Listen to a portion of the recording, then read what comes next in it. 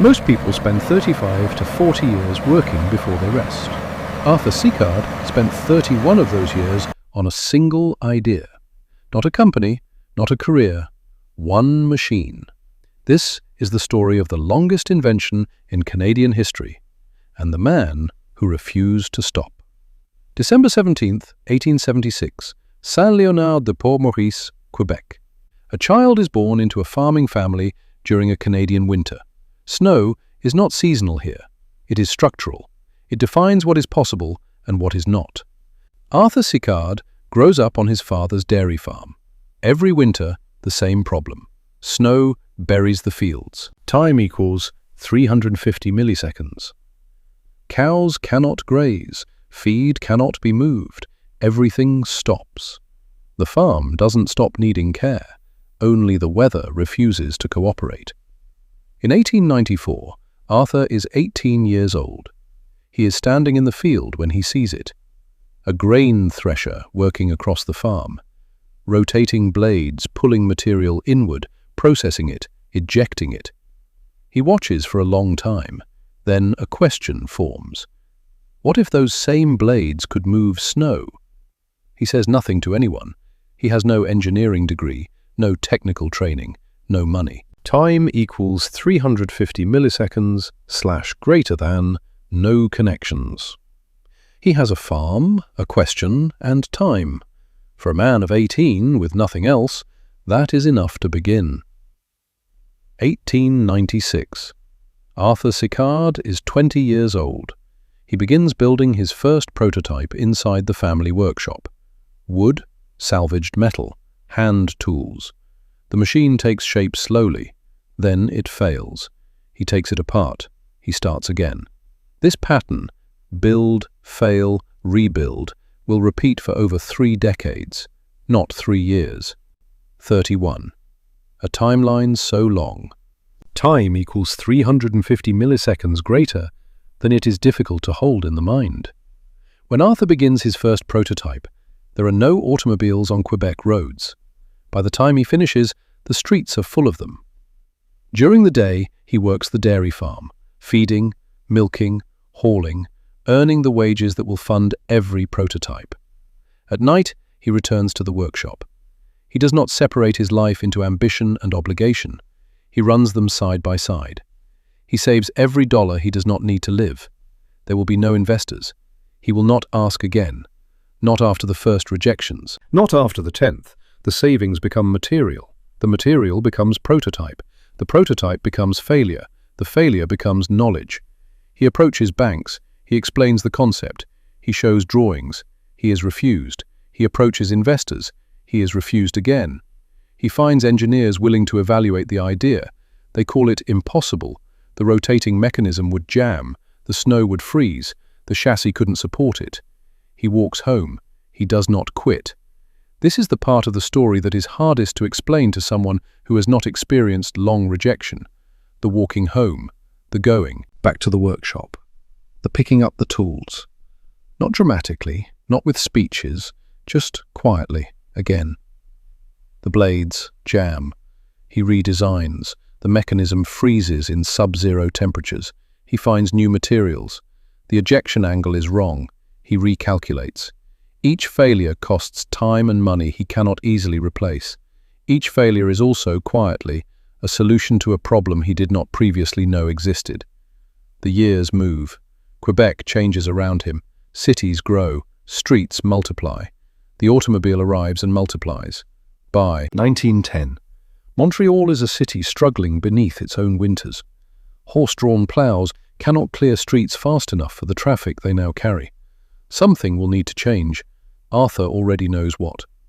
By the early 1920s, Arthur has spent over 2 decades on the machine. He is no longer a young man with a question. He is in his 40s, carrying the full weight of 30 years of failed prototypes, saved wages, and absolute solitude of purpose. But the design is converging. He identifies 3 critical elements. A truck chassis, durable enough to move through packed snow. An auger mechanism, pulling snow inward in volume. A blower head, expelling that snow with enough force to clear it entirely. 3 ideas. One machine. He has all the components now. He begins the final prototype. 1925. Arthur Sicard is 49 years old. He has been working on this machine since he was 20. For 29 years he has saved, failed, rebuilt, and refused every exit. And now, in the winter of 1925, the machine runs. It works. For the first time, it actually works. He stands in the cold and watches the machine he began imagining at 18. He is now 49. In between, 31 years. 2 world wars beginning and ending, the automobile revolution, the first powered flight, half a human life, and the machine works. He names it the Sicard Snow Remover Snowblower. The machine throws snow 90 feet. It handles compacted ice that defeats every horse-drawn plow ever built. It operates continuously. It does not tire. It does not require rest. The timing, as it turns out, could not have been better chosen. Montreal's population has tripled. Time equals 350 milliseconds greater than since Arthur first had his idea. The city runs on automobile traffic now. When snow falls, the city stops. Traditional methods have failed to keep pace. Arthur's machine has arrived exactly when it is needed most. In 1927, Arthur Sicard drives his machine into Montreal during a live storm. This is not a demonstration arranged in advance. He arrives in the weather. He turns the machine on. The streets clear at a speed no one in that city has ever witnessed. City officials of Montreal watch. Then they walk to Arthur Sicard and ask the price. The price is $13,000. Montreal orders one. Then Outremont orders one. Within 7 days, 2 machines are sold, $13,000 each. In today's value, $224,000 per machine. 31 years to build, 7 days to sell. The numbers sit beside each other strangely, but this is the arithmetic of long effort and exact timing. When the right solution meets the right moment, even after 3 decades, the market recognizes it almost instantly. Within months, other cities contact him. Quebec, Ottawa, other municipalities with the same problem. And now, for the first time, a real solution. By the early 1930s, Arthur Sicard is manufacturing dozens of machines annually. The man who could not find a single investor is now building an industry. September 1929. Arthur Sicard formally incorporates his company in Montreal. He is 52 years old. Most men his age are preparing for retirement. Arthur Sicard is beginning a manufacturing company. The invention that consumed his career is now building one. Canada's winters do not change, but Canada's relationship with winter begins to change. Streets that were buried become passable within hours of a storm. Cities that stopped functioning resume operation. Hospitals can be reached. Schools can open. Commerce can continue. The machine Arthur built alone in a workshop is now embedded in the infrastructure of an entire country. The engineers who called it impossible did not recant. They rarely do. But the streets of Montreal are now cleared by the machine they said could never work. History does not often pause to be corrected. It simply moves forward through the people who did not accept the verdict. Arthur Sicard does not become internationally famous. He does not give lectures. He does not write books. He is a dairy farmer from Saint-Léonard-de-Port-Maurice who built a machine in a workshop for 31 years until it worked. He returns to manufacturing. He continues refining. Across Canada, the machines multiply. Municipal contracts, provincial agreements. A technology born from 31 years of solitary effort becomes an industry employing hundreds. The man did not build a product, he built a sector. September 13th, 1946. Arthur Sicard dies. He is 69 years old. He spent 31 of those years, nearly half his life, building a single invention. He saw it succeed. He saw it spread. He saw the winters that once stopped cities bend around the machine he built alone. Montreal names a street in his honor, Rue Sicard. A city that once watched him demonstrate a machine during a live storm. A city whose officials once signed a check they were not sure they could justify, gives him a street. It is a small gesture. It is also a permanent one.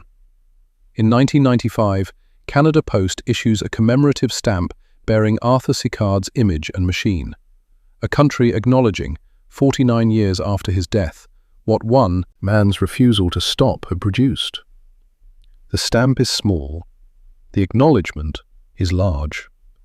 Today, Group Sicard SSI Incorporate continues manufacturing snow removal equipment from Quebec. The company Arthur Sicard, founded in 1929, the year the world's financial markets collapsed, survived every decade since. It is still making machines. The idea that began in 1894 is still in production. Consider the arithmetic one more time. Most careers last 35 to 40 years. Arthur Sicard spent 31 of those equivalent years, from age 20 to 51, building a single machine. He had no team, no funding. Time equals 3 milliseconds / greater than no certainty. Only the original question he had asked at 18 while watching a grain thresher. What do you do with a story like this? It doesn't offer a shortcut.